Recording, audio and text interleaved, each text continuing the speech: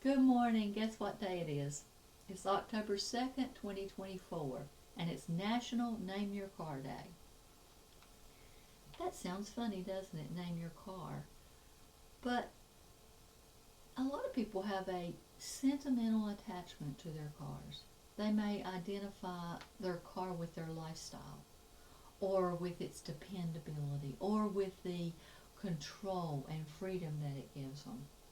A survey, according to the internet, found that 70% of people feel at least somewhat attached to their cars, and 36% say the vehicle was like an old friend. So if you're feeling attached to your car, that is okay, you're not alone.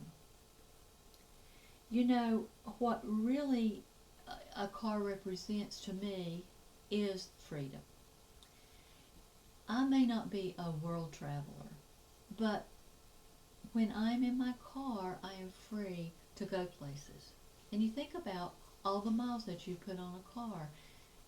I mean, most people that has a car that's a little older have at least 100,000 miles on it. Can you imagine what 100,000 miles looks like? If you could lay it end to end and look at it, that's a long way. I can't imagine covering those miles without a car. Back in Bible times, of course, they didn't have cars. And thinking of a car and all the miles that have been traveled reminds me of a poem that I read, and I want to read it to you today. It's called One Solitary Life by James Allan Francis. He was born in an obscure village, the child of a peasant woman. He grew up in another obscure village, where he worked in a carpenter shop, until he was 30 when public opinion turned against him. He never wrote a book. He never held an office. He never went to college. He never visited a big city. He never traveled more than 200 miles from the place where he was born. He did none of these things.